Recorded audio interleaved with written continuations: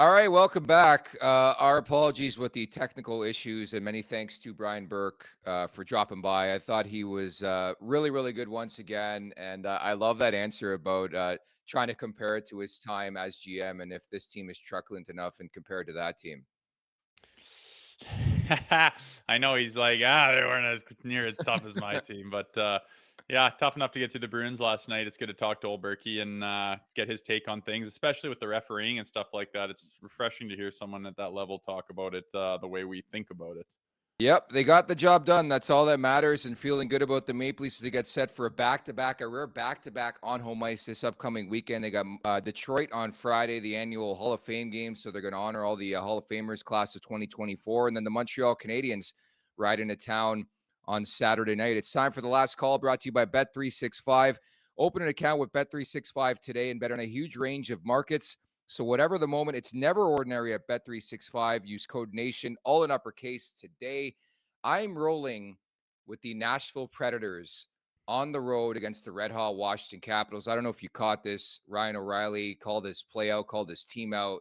He said he was downright garbage, called it, I think, the worst game of his career. So, and then Barry Trotz goes on the radio in Nashville yesterday and says he's not afraid to start the rebuild. So I expect a response here. He was mentioning he's going to start playing some kids if they can't figure this thing out quickly. Because you recall they signed some vets, Marchessault, Brady Shea, Stamkos. It's been a turbulent start for the Preds. So I'm riding them tonight on the road in DC. Yeah, I remember after July 1 there, everyone was saying who won free agency, and it was a unanimous Nashville decision, and they have been dreadful. But after getting shut out, there's a pattern with teams of responding after being shut out.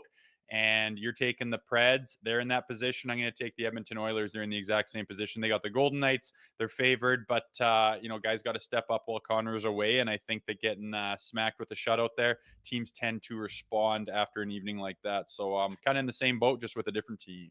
There you have it. We'll leave it at that, and much more coming your way. Again, apologies for the technical issues on today's show. Many thanks to Brian Burke for dropping by, and lots coming your way over the next couple of days as we get set for the weekend. We really didn't touch on Austin Matthews today either.